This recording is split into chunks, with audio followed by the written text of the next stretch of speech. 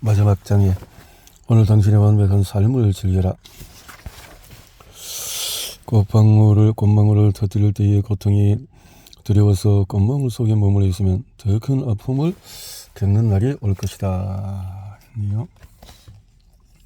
꽃망울을 터뜨릴 이제 당신은 자유다. 스스로 신뢰하지 못하면 자기가 살면서 해야 할 올바른 일에 대해서 확신을 품지 못한다. 올바른 일이 뭔지 알아내려고 애쓰면서 인생을 살아간다. 하지만 알아낼 수 있다는 보장이 없으므로 잠깐의 좌절을 실패로 해석한다. 당신은 지금 하는 일에서 성공시켜야 한다. 만약 그러지 못하다면 앞으로 어딜 가도 성공할 방법을 찾게 될 것이라고 확신할 수 없기 때문이다. 당신은 미래의 결과에 집착하면서 살아간다. 그로 인해서 만성적인 불안을 느끼지만 그 불안을 희망이라고 부른다. 그런 순간에 다들 어떻게 하라고 말하는가? 자신을 사랑하라고 말한다. 자신을 사랑하는 것이 무슨 만병통치로 되는 것처럼 광고한다. 하지만 자기에는 만병통치약이 아니다. 우리는 자기애가 모든 고민에 대한 해답이라고 생각한다. 상담치료를 받고 충분한 수면을 취하고 잠에 들기 전에 다리에 로션을 바르고 자신에게 친절하게 말하는 등 필요를 한 일을 다 한다. 그런데도 왜 여전히 기쁨과 멀리 떨어져 있다고 느끼는 걸까? 스스로 신뢰하는 사람은 자기 삶의 전문가다. 자신과 삶을 사는 사람들은 확신이 아닌 자신감을 가지고 움직인다. 하지만 그런 사람들도 여전히 실수를 저지른다.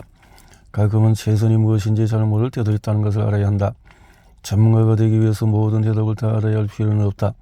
그게 전문가가 되기 위한 조건은 아니다. 전문가는 자기 전문 분야에서 정보와 경험에 모두 입각한 접근 방식으로 전념하는 사람이다. 당신의 전문 분야는 자신의 진정한 자아다. 진정한 자신이 되는 법에 대해서 매 순간 긍정적이지 않더라도 괜찮다.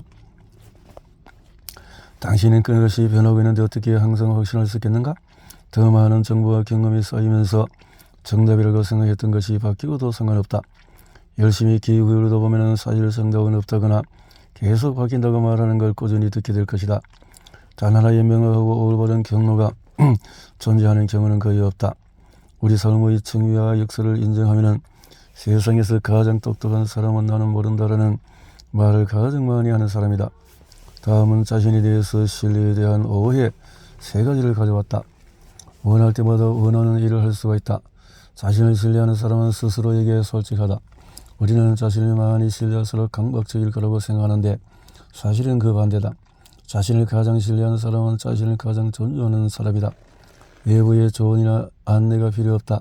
조언을 구하는 것은 리더들의 온통 오랜 전통이다. 조언을 듣는 것을 거부하는 리더는 오만과 불안을 동시에 드러낸다. 자기가 자기 삶을 주도할 수 있다고 믿으면 다른 사람의 관점에서 생각할 수 있을 뿐 아니라 그런 관점을 적극적으로 얻으려고 할 만큼 안정적인 상태가 된다. 자신을 믿는다는 것은 실수를 적게 한다는 뜻이다. 실수는 위험을 감수하는 과정의 일부다. 자신을 신뢰할 때는 아무것도 증명하려고 애쓰지 않는다. 따라서 더 많은 위험을 감수할 수 있고 실수를 더 많이 하게 될 수도 있다. 하지만 자신을 신뢰하면 자기 본질을 의심하기보다 자기에게 필요한 것이 무엇인지 고민하는 데 중요한다. 예를 들어서 스스로 일주일 내내 무감각한 수준이라는 것을 알아차렸을 때 자신을 믿지 않는 사람이라면 이렇게 생각할 것이다. 또 이러고 있네. 이런 식으로 자기 실수에 집착하면서 그 내용을 계속 기억해 두려고 한다. 반대로 자신을 신뢰하는 사람은 자기가 일주일 내내 무감하다는 걸 알아차려도 이렇게 할 것이다. 그동안 너무 무감각하게 지냈네. 내가 원하는 게 있는데 얻지 못해서 그럴 거야. 그게 도대체 뭘까? 누가 그걸 알아내는데 도움이 줄 수 있을까? 스스로 째째하게 굴지 않는다. 자기 연민과 호기심에는 너그러워 믿고 자신을 지지하기 위해서 노력한다. 지혜는 뭘 해야 하는지 알아내는 게 다 아니다. 자기가 그 일을 하리라고 믿지 않는다면 뭘 해야 할지 아는 것은 중요치 않다. 지혜는 자신을 신뢰하는 법을 배우는 것이다. 신뢰는 행동으로 뒷받침되며 시간이 지나면서 쌓인다. 신뢰를 저절로 일어나는 일이 아니다. 그건 직접 선택하고 행동을 통해서 뒷받침해야 한다. 당신이 무엇을 성취했든 일을 얼마나 잘 해냈든 자신을 믿기로 결심하기 전까지는 자신을 신뢰하지 않을 것이다. 커리어가 자기 신뢰를 안겨주지는 않는다. 당신은 자기 분야에서 최고 수준까지 올라갈 수 있다. 하지만 자신에 대한 신뢰가 없으면 정상에 올라가도 이제 시작한 것 같아 불안할 것이다. 아직 준비되지 않은 대담한 행동을 통해서 스스로를 신뢰한다는 사실을 증명하는 것은 피해야 한다. 신뢰를 증명하려고 대담하게 행동하면 그 담대함이 오히려 역효과를 갖는다. 신뢰는 서둘러서 되는 문제가 아니다. 그 정하게 행동할 필요가 없다. 스스로의 가치과 일치하는 행동은 그 크기에 상관없이 자신과의 신뢰를 재건하는 데 도움이 된다. 우리는 모두 자신을 믿지 않는 타당한 이유가 있다. 우리 모두 자신을 고의적으로 배신한 적이 있다. 자신을 포기한 적이 없는 사람을 데려오라고 하면 나는 어린아이를 보여주겠다. 어른이 되면 더 넓은 세상이 열리고 누구나 여러 가지 실수를 한다. 자신의 요구를 무시하고 버리는 건 누구나 하는 보편적인 실수다. 자기 파괴적인 패턴은 당신의 가장 흥미롭지 않은 부분이다. 그런데 왜 그게 당신의 정체성을 이끌도록 내버려두는가? 그렇게 망가진 모습이 정말 당신의 전부인가? 그 이야기에 질리지 않은가? 남들에게 공유하지 않는 당신이 실제로 어떤 사람인지 알려주는 훨씬 큰 이야기 안에서 흥분을 느낄 수 있다. 당신 내면에는 덩어리에 쌓인 거물처럼 버담기만을 기다리고 있는 가치가 쌓여 있다. 당신 내면에 잠재된 재능과 욕구를 본인도 느낄 수 있을 것이다. 그런데 왜 아직도 그 부분을 주도하지 못하는가? 당신이 진정 원하는 것에 대한 권리를 주장할 수 있는 부분인데 말이다. 왜냐하면 자기가 그 이야기에 부응하며 살 수 있을 거 믿지 않기 때문이다. 자신의 두려움에 직면할 준비가 되면 일어날 수 있는 최악의 상황이 무엇인지 자문하지 않는다. 자기가 진정으로 원하는 게 무엇인지 자문할 뿐이다. 자신을 신뢰하고자 할 때 가장 먼저 던져야 하는 질문은 나는 무엇을 원하는가이다. 나는 무엇을 원하는가는 지극히 기본적인 질문이지만 매우 당황했을 때의 반응을 끌어낼 수 있다. 그게 무슨 뜻이죠? 질문에 대해서 설명해 주시겠어요? 그러니까 묻고 싶은 질문은 당신은 무엇을 원하느냐는 것이다. 당신이 자기가 가진 모든 것에 감사하는 것을 안다. 하지만 그보다 더 많은 걸 원해도 괜찮다는 것을 아는가? 그런 욕망은 병적인 것이 아니다. 당신의 내면에는 항상 어떤 목소리가 존재한다. 그 목소리는 무엇이 괜찮고 무엇이 안 괜찮은지를 말해준다. 그 목소리는 당신에게 필요한 것, 당신이 원하는 것, 당신이 진정한 즐거움을 느끼는 곳을 말해준다. 진정한 자신에게 적응하려면 이런 직관적인 목소리에 귀를 기울여야 한다. 자기가 원하는 게 뭔지 스스로에게 물어서 볼 때마다 직관이 마이크에 직접 대고 말해준다. 나는 누구를 원한다고 크게 말해서 말소리가 허공에 울려 퍼지게 하자. 자기가 원하는 게 뭔지 확인하면 이제 자기는 원하는 걸 얻을 수 있는 사람이라는 생각을 뒷받침할 수 있는 방식으로 자신에 대해서 생각하고 말해야 한다. 그런데 이건 좀 차원이 다른 문제다. 당신의 내면에 품고 있는 직관적인 지식, 나는 능력이 있고 가치 있는 사람이라는 생각을 존중하는 것에 깊은 거부감이 들 수 있다. 이를 여성인 우리가 자신의 부족함을 쉽게 나열할 수 있는 것과 대조해보라. 자기 열정을 말해보라고 하면 우리는 아무 고민 없이 밤새도록 읊을 수 있다. 식당 종업원들이 지루한 태도로 메뉴를 줄줄 읊는 것처럼 자기가 생각하는 결점을 빠짐없이 기억해서 쉴 틈 없이 말하는 것이다. 레베카는 무엇을 원하느냐는 질문에 당황한 듯한 반응을 보이지 않았다. 열정형 완벽주의자인 그녀는 엄청나게 효율적인 태도로 대답했다. 눈을 감아보세요. 레베카, 눈을 감을 생각은 없으니까 그냥 계속하세요. 나 질문 하나 할게요. 레베카가 이렇게 말한 이유는 자기가 직관적으로 원하는 걸 시각적인 방식으로 처음 접하는 이들이 많기 때문이다. 그들이 품은 욕망의 상징은 그 욕망을 표현할 명확한 단어가 떠오르기 훨씬 전부터 머릿속에 나타난다. 레베카 알았어요. 해보죠. 질문하세요. 그절 보니까 원하는 게 뭔가요? 선인장이요. 그녀의 대답을 듣기도 전에 얼른 대답하려는 기색을 느낄 수 있었다. 그리고 나도 어느새 그 속도에 반응하기 시작하는 게 느껴져서 차분히 마음을 가라앉히고 그녀의 대답에 귀를 기울이려고 애썼다. 좀 천천히 진행할게요. 그러니까 중요한 건 방금 선인장이라고 했나요? 선인장이 뭐예요? 그게 뭘 의미한다고 생각하세요? 그게 뭘 의미하는지는 이미 알고 있어요. 난 항상 선인장에 대해서 생각하거든요. 설명할 때, 회의할 때, 사고할 때도 나는 따뜻한 곳에 있고 싶어요. 내게는 태양이 필요하니까요. 선인장이 자라는 밝고 더러운 곳에 살고 있나요? 그게 상담의 요점인가요? 그래서 다음 부분은 넘어가는 게 좋겠네요. 그때는 한겨울이었다. 나는 별로 덥지 않아요. 알아요. 그래서 싫어요. 처음 이곳으로 이사 왔을 때는 뉴욕을 좋아했는데 이제는 별로 매력적이잖아요. LA로 이사하고 싶어요. 거기에서는 진짜 내가 된 기분을 느낄 수 있어요. 모든 게 마음 편하거든요. 전에는 이런 이야기를 한 적이 없잖아요. 네, 실제로 그것에 걸 것 같지는 않거든요. 당신이 LA로 이사하지 못하는 이유가 뭐죠? 거기에는 지사가 없어요. 하지만 당신은 지금 직장을 좋아하지도 않잖아요. 그게 중요한 게 아니에요. 레베카는 뉴욕에 대한 애착이 없고 아이도 없고 반려동물도 없으며 월세집에서 살고 있었다. 그녀의 가족과 친구 중에서 일부는 뉴욕에 살았지만 대부분은 전국에 흩어져 있었다. 또 그녀는 독특한 재정 상황에 처해 있었다. 학자금 대출과 빚을 다 갚았고 몇 년 동안 자기 수입보다 훨씬 적은 돈으로 생활하며 많은 돈을 모았다. 그녀는 언제든지 짐을 꾸려서 떠날 수 있는 상황이었지만 계속 이것에 남아있었다. 레베카 알아요. 당신이 무슨 말을 하는지 이미 다 알지만 그냥 태양이 내리쬐는 곳에 살고 싶다고 해서 내 삶을 완전히 바꿀 수는 없어요. 누가 그런 말을 했나요? 무슨 말이에요? 아무도 그런 말 안 했어요. 원래 그런 거예요. 원할 때마다 원하는 일을 하면서 살 수는 없어요. 당신이 원하는 일을 해서 자기 자신이나 다른 사람이 해를 입게 된다면 물론 안 되겠죠. 하지만 이 경우에는 당신이 원하는 일을 하지 않으면 본인에게 해가 돼요. 당신은 지금 우울해하고 있는데 진짜 자기가 된 기분을 쉽게 느낄 수 있는 화창한 곳에서 살고 싶다는 것을 알고 있잖아요. 당신이 LA로 여행을 다니기 시작하면 어떻게 될지 정말 궁금해요.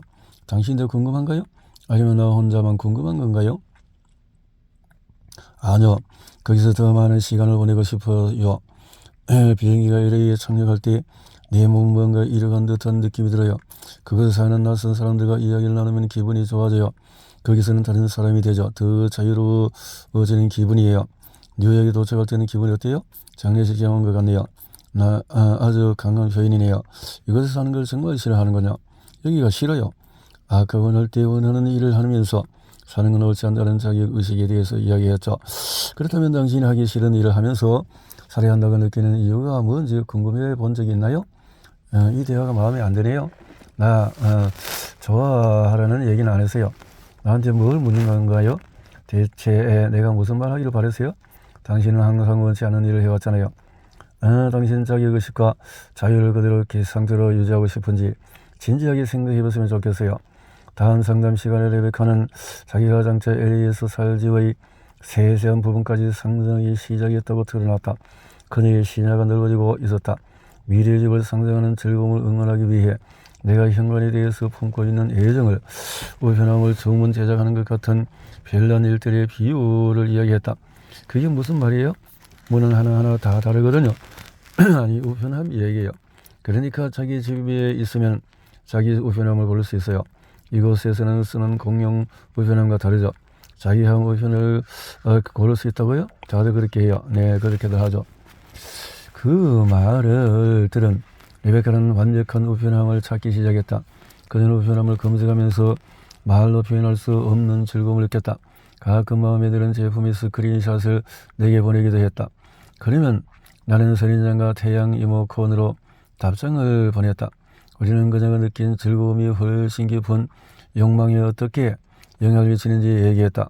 우편함은 눈에 보이지 않지만 중요한 무언가를 상징하게 되었다. 한번 상담을 본격적으로 시작하기 전에 레베카가 정말 마음에 드는 우편함인데 하나에 $200는 너무 과한 것 같냐고 물었다. 완벽한 우편함을 찾는 거예요? 내가 물었다. 완벽한 우편함을 찾았어요. 당장 보여줘요. 우리는 여전히 레베카의 코트가 걸린 옷걸이 옆에 서 있는 상태였다.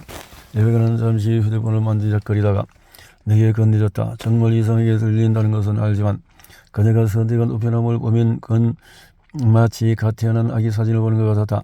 우편함은 완벽했다. 세상에 레베카, 내가 말했다. 맞아요. 그녀가 대답했다.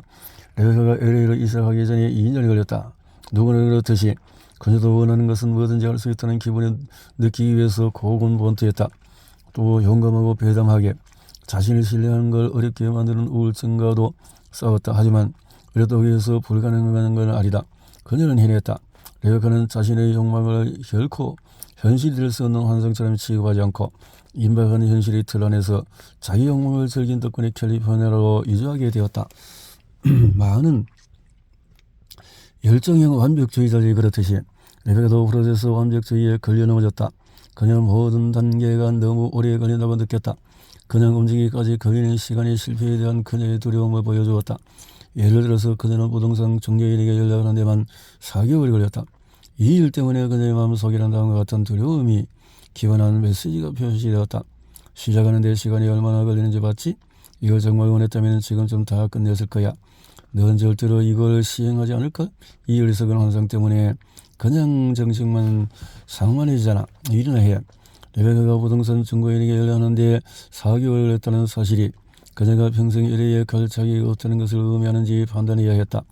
처벌이냐 자기 연민이냐의 기로에 놓였던 그 순간을 결코 잊지 못할 것이다. 지속 가능한 변화는 이렇게 세분화된 수준에서 아주 오랜 시간에 걸쳐 아주 미세하게 진행이 된다. 변화의 한가운데 있을 때는 자기가 얼마나 변하고 있는지 깨닫지 못한다. 자기가 변하고 있다는 생각을 못할 때는 필연적으로 낙담하는 순간이 있다. 그때 수천 개의 보이지 않는 순간 위에 쌓인 하나의 가시적인 순간이 갑자기 나타난다. 예담자들이 꾸준히 노력해서 온 변화가 어떻게든 이루어지는 순간은 내가 가장 좋아하는 부분 중에 하나다. 마치 마법처럼 이런 갑작스러운 순간은 들뜬 충격을 안겨준다. 자, 이렇게 해서 세상에 그건 내가 만든 어플이에요. 진짜 내가 그 어플을 만들었다고요. 세상에 정말 결혼했구나. 이런 농락은 끝없이 이어진다. 중요한 건 예전에 거의 상상할 수조차 없었던 일이다. 의미 찾기. 가장 위대한 힘의 형태. 완전한 길을 잃어버린 원초적인 무중력의 순간은 항복을 손질한다. 항복은 완전히 통제력 성실이자 가장 위대한 형태의 힘이다. 항복은 패배를 인정하는 것이 아니다. 항복은 상상을 넘어서는 잠재력을 인정하는 것이다. 항복은 당신이 혼자가 아니라는 것을 확인한다. 항복할 때 자신이 아닌 다른 힘이 작용하고 있다는 것을 인정하게 되는데 그 힘이 존재하고 또 당신도 존재하기 때문에 그 힘과 연결되는 것이 가능하다. 항복은 그 연결을 향상시키기 위한 것이다. 항복은 나는 열려있다라고 말하는 기도다. 부수고 연뒤에 항복의 순간을 맞는 것도 드문 일은 아니다. 당신이 열린 지점에 도달하는 방법도 중요하지 않다. 중요한 것은 마음을 열면 강력한 힘을 발휘할 수 있다는 것을 이해하는 것이다. 당신은 모든 것이 자기에게 달려있다고 생각한다. 그리고 그런 불가능한 압박 속에서 모든 걸 통제해야 한다고 느낀다. 하지만 모든 게 당신에게 달려있지 않고 모든 걸 통제할 수 없기 때문에 결국 실패한다. 통제를 이룬데도 항복하지 않는다면 반드시 실패하게 된다.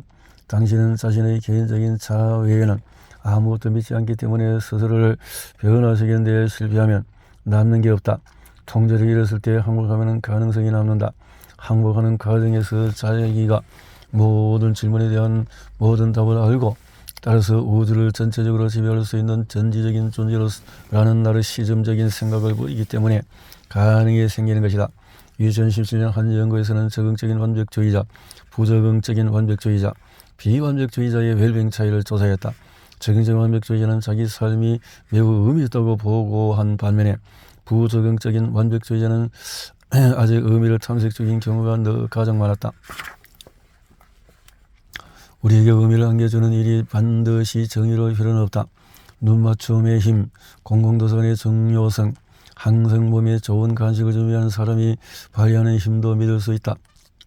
당신은 자기가 선택한 것에 의미를 부여할 수 있는 힘을 가지고 있다. 개인적인 정책을 통해서 자신에게 의미 있는 걸 받아들이고 그걸 살릴 수 있는 힘도 가지고 있다. 예를 들어서 눈맞춤의 상대방을 검증하는 힘이 있고 그 안에서 의미를 찾을 수 있다고 믿는다면 다른 이들을 거래적으로 대하기보다 만나는 모든 이들과 눈을 맞추겠다는 방침을 정할 테고 그러면 당신의 삶은 더 의미가 깊어질 것이다. 자기의 의미 있는 게 뭔지 모른다면 다음과 같은 질문을 던져보자. 전체가 부분의 합보다 큰 것은 무엇인가? 예를 들어 음악은 특정한 리듬으로 연주하는 일련의 음포다. 만약에 노래가 특정한 음률로 연주되는 일련의 음표 이상이라고 여긴다면 음악은 당신에게 의미 있는 존재다. 의미 있는 문자 그대로 이것을 비유적인 것으로 변형시킨다. 의미 있는 것과 연결되면 관점과 목적이 생기지만 통제력은 얻지 못한다. 뭔가를 만들고 싶은가? 다른 사람이 그걸 좋아할 것인지 여부는 통제할 수 없다. 누군가를 사랑하고 싶은가? 그들이 안전하도록 통제할 수는 없다. 자기 삶에 더 많은 의미를 부여하는 것은 두려운 일이다. 두려움을 사라지게 하는 특별한 해트 트릭 같은 것은 없다. 당신이 두려워한 것은 대부분인 자기 마음 속에만 존재하는 사실을 기억하고 종이 호랑이가 포효하도록 내버려두자. 그리고 어떻게든 의미를 불러들이자 일상생활을 통해 자기의 의미 있는 것에 생기를 불어넣을 수 있다는 걸 아는 사람은 자기의 힘과 접촉할 수 있는 사람이다. 자신에게 의미 있는 것에 생기를 불어넣을 기회를 얻지 못하면 이 세상에서 결코 자신의 진정한 자아를 드러낼 수 없는 죽음 같은 삶을 살게 된다. 결코 자유로워질 수도 없다. 마치 유리 뒤에 사는 것처럼 혼자 있을 때에만 진짜 자기가 될 수 있는 듯한 기분이 든다. 그래서 매일 끔찍한 기분이 들지도 않는데 그게 가장 위험한 부분이다. 기계적으로 자유를 경험하는 게 익숙하고 일상적인 것처럼 느껴진다. 평생을 그렇게 고생하지만 남들보다 못한 상태로 살 수도 있다. 힘이 없는 척 하면서 그걸 겸손함이라 칭하는 것이다.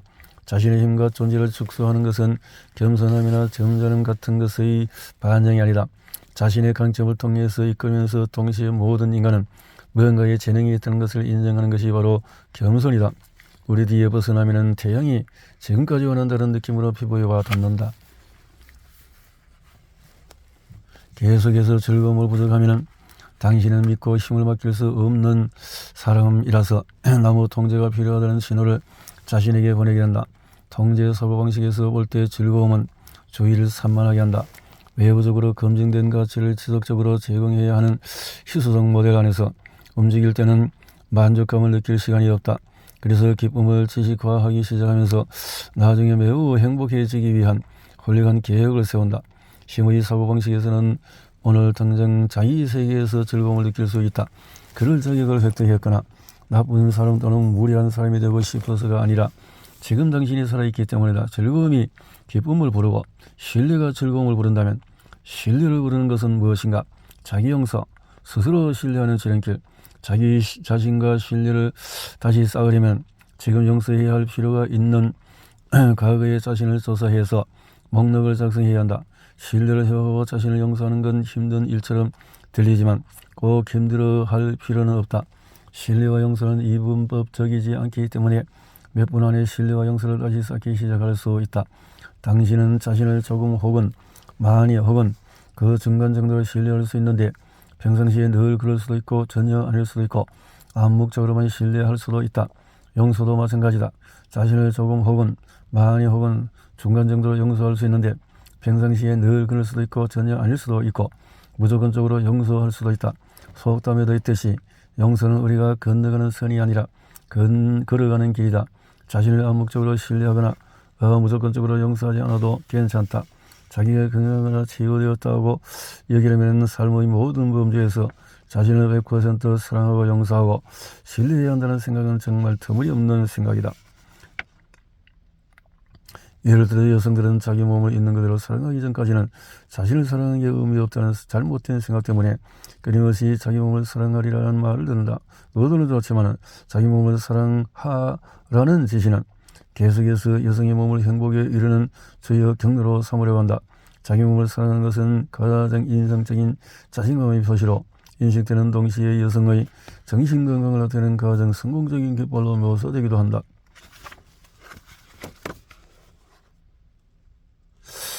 우리는 자기 몸을 사랑하기 전까지는 자신을 사랑하는 게 별로 의미 없다고 생각한다. 누군가를 용서했더라도 여전히 그 사람에 대해서 가끔 분노를 느낀다면 그를 용서하는 게 의미 없는 일이라고 생각한다. 또 자신의 약점인 사람이나 습관과 함께 방해에 갇히더라도 절대 그쪽에 신경 쓰지 않을 거라는 확신이 없다면 자신을 신뢰하는 게 의미 없다고 생각한다. 하지만 이건 전부 사실이 아니다. 당신의 흑백 논리와 렌즈가 아니라 비이분법적인 렌즈를 통해서 용서와 신뢰를 검토할 수 있는 힘이 있다. 해를 르너 박사는 당신은 왜 사과하지 않나요? 에서 르너 박사는 불륜 때문에 상담을 받았던 샘과 로자라는 부부를 조명한다. 그 부부는 결혼 생활을 계속하기로 했는데 몇 년 뒤에 자녀가 겪고 있는 문제 때문에 르너 박사에게 다시 연락했다. 그와 관련된 상담이 끝나자 샘은 갑자기 로자를 쳐다보면서 자기가 불륜을 저질렀던 걸 용서했느냐고 물었다. 로자는 90% 정도 당신이 바람을 피운 건 용서했지만 내가 없을 때 우리 침대에서 그 여자와 같이 잤던 건 절대 용서하지 않을 거야 라고 말했다. 르너 박사의 말에 따르면 로자는 샘을 90% 용서했고 그 정도 용서만으로도 결혼 생활을 지속하기에 충분했다. 나는 10%는 용서할 수 없다는 로저의 주장 때문에 샘이 아내를 더 존중했을 거라고 생각한다. 아마 시간이 한참 지난 뒤에는 10% 용서할 수 없는 마음이 누그러질 수도 있고 그렇지 않을 수도 있다. 어쨌든 로저는 자기가 모든 걸 용서하지 않을 수도 있는 확고한 입장이 있다는 것을 알고 있었다.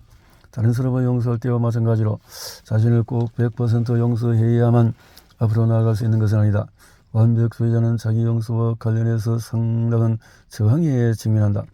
어쩌면 당신은 자신을 용서할 필요가 없을지도 모른다. 그건 나로서는 알 수 없는 일이다. 내가 아는 건 당신이 자신의 진실성에서 벗어나거나 본능을 무시하거나 욕망을 등하시하거나 그런 일이 낫다는 것을 인정하지 않고 자신의 진정한 자아를 묵살하는 경우 그게 문제라는 것이다. 원한은 무겁다. 기쁨에 들들 수 있을 정도로 자신이 가벼워지고 싶다면 자신 짓누른 것을 내놓아버려야 한다. 르너 박사에 따르면 용서라는 말은 존중이라는 말과 매우 유사하다. 아무 이유 없이 용서를 명령하거나 요구하거나 강요하거나 선물할 수는 없다. 르너 박사는 사람들이 용서를 원한다고 말할 때 실제로는 그냥 자기 분노와 원한의 짐이 사라지길 바랄 뿐이라고 말한다. 오히려 결단, 분리, 넘어가기, 포기 같은 말이 그들이 추구하는 걸 더 잘 설명할 수가 있다. 인간으로서의 자기 가치가 과거에 저지른 수많은 실수와 어떤 식으로도 연결되어 있다는 생각을 자신과 분리하고 넘어가고 놓아져야 한다. 지금 이 순간의 자신은 예전의 자신을 통해서 정의되지 않는다는 개념을 즐기자. 자기 용서는 자신의 정체 안에 새롭게 달라진 자신이 나타날 수 있는 공간을 확보하는 것이다. 크든 작든 캔버스의 빈 공간을 마련하는 것은 관대한 제안이자 진정한 개방성의 표시이다. 우리는 감사가 기쁨을 증가시킨다고 들었지만 그건 절반만 사실이다. 감사는 기쁨을 증가시킬 수 있지만 그 기쁨을 허락할 만큼 자신을 용서했을 때만 가능하다. 감사를 기쁨의 열쇠로 생각해서는 안 된다. 감사는 기쁨을 위한 가속 페달일 뿐이다. 다른 걸 모두 열 수 있는 열쇠는 자기 용서뿐이다. 분명히 말하자면 용서한다고 해서 자동으로 신뢰가 생기는 건 아니다.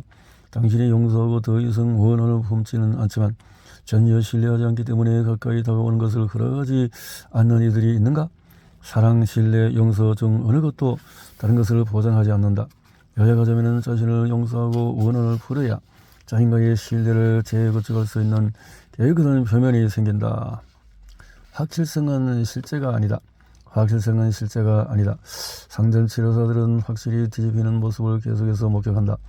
때로는 어떤 사람이 자기 인생에서 진실이라고 생각했던 모든 것이 10개월, 10시간, 심지어 10초 안에 달라지기도 한다. 당신이 자신과 연결되어 있고 현재 머무르고 있다는 확실성은 필요하지 않다. 자신을 신뢰하면 주위에 어떤 변화가 생겨도 자기 내면의 진정한 자아로 행하는 올바른 길이 천개나 있다는 것을 알 수 있다. 우리는 진정한 자신이 되는 올바른 길이 단 하나만 존재하기를 바란다. 그것이 우리의 본질에 대해서 무언가를 말해주리라고 생각하기 때문이다. 우리가 하는 일이 올바른 선택이라는 것을 안다면 우리가 옳은지 그른지 알 수 있다. 더 깊은 수준에서 본다면 이런 감정적인 논리는 우리의 가치를 검증하려는 끊임없는 욕으로 해석할 수 있다. 우리가 하는 일이 좋은 일이라면 우리는 좋은 사람이다. 또 우리는 자기가 하는 일이 자신의 본질이 되기를 바란다. 자기가 하는 일을 떠나서 자기가 누구인지 정의하는 것은 힘들기 때문이다. 우리는 관계, 외모, 성취가 우리의 본질과 가치를 정의하는 방식에 무의식적인 애착을 품고 있다. 당신은 인간이다. 당신은 본인이 하는 일, 가진 것, 함께 있는 사람, 외모를 통해서 정의되지 않는다. 당신은 넓고 황폐한 집에 있는 잊혀진 작은 방이 아니라 바다처럼 광대하고 강력하며 크고 끊임없이 변화하는 힘이다. 만약에 당신이 자신을 작은 방이라고 생각한다면 그 방으로 들어갈 수 있는 문 하나를 찾을 것이다. 만약 자신을 바다라고 생각한다면 바다로 뛰어들 수 있는 장소가 1000개나 있다는 것을 알게 될 것이다. 전제는 불안을 자극한다. 올바른 사람, 올바른 지구, 올바른 지, 올바른 삶을 찾는 데 집중할 때는 통제 사고방식이 작용하고 있다. 진정한 자신이 되는 것은 하나의 올바른 방법은 없다. 바다로 뛰어들기에 적합한 장소가 하나가 아닌 것처럼 자신의 본질에 접근하기 위해서는 단 하나의 올바른 문 같은 것은 없다. 누군가 또는 무언가가 확실히 그것이라는 사실을 절대적으로 확신할 때에도 당신은 변한다. 사람도 변하고 직업도 변하고 열정도 변하고 도시도 변하고 모든 게 변한다. 적극적인 완벽주의자는 변화 과정을 힘차게 선언한다. 우리는 성장을 위해서 자신을 채찍질 하는 것을 좋아하는데 변화 없이는 성장할 수 없기 때문이다. 변화가 생기면 자신을 재정비해서 올바른 길을 다시 찾아야 한다고 생각하기 때문에 변화가 두렵다. 하지만 자기는 작지 않고 크며 수천 개의 길이 있다는 생각을 계속 유지하면 변화가 훨씬 더 무서워질 것이다. 이 책의 모든 것을 잊어버려도 괜찮다. 최대 6개월을 끝날 거로 생각했던 것이 5년이 걸릴 수도 있다. 인생이 이 방에 들어온다. 괜찮다. 인생은 모든 사람을 위해서 방에 들어오는 것이다. 개인의 발전은 진공 상태에서 발생하지 않으며 우리가 직면한 어려운 상황은 현실이다. 돈과 건강보험이 필요할 때는 당장 직장을 그만둘 수 없다. 우리에게 안정적인 가정과 혹은 좋은 학군이 필요한 자녀들이 있다. 천문학적으로 많은 학자금 대출과 의료비도 해결해야 한다. 사랑하는 이들이 중독으로 고생하고 있다. 시간 제약, 유전적인 소인, 낮은 신용 등급, 상황이 좋지 못한 주택시장, 오랫동안 이어진 트라우마, 과도한 불안, 우울증 같은 문제가 계속 발생한다. 다시 말하자면 모든 사람의 삶에는 많은 일들이 일어난다. 상당히 긴 시간, 어쩌면 고통스러울 정도로 긴 시간 동안에 당신이 원하는 것을 손에 쥐지 못할 것이다. 모든 인간은 저항에 직면한다. 그것은 재채기처럼 자연스러운 일이다. 자신에게 맞지 않는 관계에서 벗어나고 싶은가? 저항을 예상해야 한다. 경력의 다음 단계로 발전하고 싶고 자기가 준비되어 있다는 것을 직감적으로 아는가? 그래도 저항을 예상해야 한다.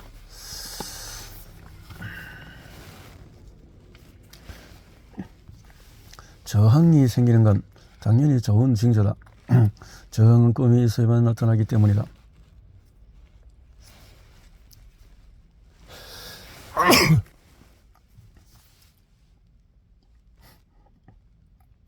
저항이 생기는 것은 당연히 좋은 징조다.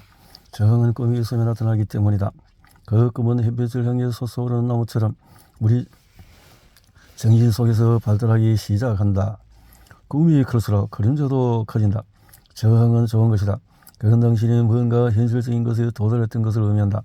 저항에 직면했다는 사실을 개인의 문제로 여길 필요는 없다. 저항은 성장과 때려야 뗄 수 없는 부분이며 당신이 건강해지면 멈추지 않는다. 당신이 얼마나 잘하든 얼마나 발전하든 진화를 위해서 무엇을 하든 저항은 당신이 성장하는 동안에 그에 맞춰서 모습을 바꾼다. 남의 말을 듣는 것은 나의 가장 큰 즐거움이다. 나는 심리치료소로 일하는 시간 외에 평생 나무 말에 귀를 기울이며 살았다. 내가 진심을 담아서 단언하건대 사람들은 당신이 얼마나 대단한 사람인지 신경 쓰지 않는다. 사람들이 관심을 갖는 것은 당신이지 당신이 이룬 것과 실패한 것의 목록이 아니다. 당신이 그 방에 가지고 오는 에너지가 당신이 할 수 있는 어떤 일보다도 더 가치가 있다. 우리는 에너지에 대한 대화를 시작할 때 이게 이상한 것처럼 들릴 수도 있다는 것을 아는데 라는 변명을 우리가 서로의 에너지를 느낄 수 있다는 것을 사실을 인정하고 온다고 해서 반드시 향을 피우거나 탬버리를 흔들거나 통나무 집으로 이사가야 하는 것은 아니다. 순간이라는 선물이라는 사실을 절절히 깨닫고 있다면 그 모든 것에 배어있는 달콤한 평범함을 음미할 것이다. 그 즉시 가장 중요한 문제와 부차적으로 중요한 문제 사이의 엄청난 차이를 명확하게 이해하게 될 것이다. 온전함을 느낄 것이다. 힘들이지 않고도 연민과 영서의 마음이 우러날 것이다. 자신의 모든 부분에 기쁨이 흘러넘칠 것이다. 그런 한 번 더 순간은 지금도 우리 삶 속에 실제로 존재하는 이들이나 자기 자신과 함께 매일 하루에도 100번씩 누릴 수 있다. 우리는 그것만을 위해서 존재하는 것이 아니다. 우리는 관심을 온전히 쏟는 데 필요한 모든 걸 이미 가지고 있다. 앞으로 나아가겠다는 선택은 오직 당신만 할 수 있다. 자기 처벌을 택하겠는가 아니면 자기 연민을 택하겠는가. 부재 아니면 존재, 성과 아니면 자유, 거립 아니면 지원, 원망 아니면 용서, 의심 아니면 신뢰, 즉각적인 만족, 즐거움. 당신은 어느 쪽을 선택하겠는가. 당신이 이걸 잊게 되리라는 것을 기억해야 한다. 당신이 이 책은 모든 걸 잊어버리는 순간이 올 것이다. 그래도 괜찮다. 너도 이 책의 모든 내용을 잊어버리는 때가 올 것이다. 잊어버리는 부분에서부터 이야기를 만들지 말고 기억하는 부분부터 이야기를 쌓아가기를 바란다. 작가의 말. 당신에게 붙은 수식어가 당신의 본질은 아니다. 인간으로서 살아가는 수많은 방법 중에 일부이고 진실이 아니라 남들의 관점에서 불가하다. 당신이 가장 필요한 게 뭔지는 당신만 알 수 있다. 인간의 정체성이 고정되지 않는 역동적인 존재다. 이분법적인 논리는 특정 상황에서 도움이 될 수 있지만 일관된 정확도로 인간에게 적용하기에는 너무나 단순하다. 이 책은 당신이 누구든 자신을 어떻게 정의하든 상관없이 진정한 자아와의 연결고리 역할을 하기 위해서 썼다. 이 책은 나의 관찰, 나의 경험, 관점을 담았다. 내가 제시한 생각과 이론이 모든 문제에 대한 정답은 아니다. 나는 문제에 정답이 존재한다고 생각하지 않는다. 나는 대화의 물꼬를 트기 위해 이 책을 썼다. 내가 바라는 것은 이 책이 완벽주의가 무엇인지, 그게 우리에게 어떤 영향을 미치는지, 우리는 그것에 어떤 영향을 미칠 수 있는지에 대해서 깊은 논의를 불러일으키는 것이다. 마지막으로 나의 대담자들, 내담자들에게 감사를 전한다. 나는 우리와 함께 한 일을 기억하기 위해 이 책을 쓰고 싶었다. 감사합니다. 했네요. 당신의 인생에 필요한 4가지 행동 전략은 통제, 압박, 욕망, 충동을 이용해라. 진정한 완벽주의는 강함과는 관련이 없다. 완벽주의자? 그렇다고 대답했다면 이 책을 손에 넣어라. 지침서다. 뻔한 위로나 흔한 심리서가 아니다. 이 책은 넘치는 욕망을 줄여야 한다고 생각하는 이들을 위한 또 찬사다. 세상의 고전적인 통념을 완전히 거부하고 지금 완벽주의를 되찾아라. 당신이 잘못한 것은 하나도 없다. 자신에 대한 신뢰를 가져라. 이런 뜻이다.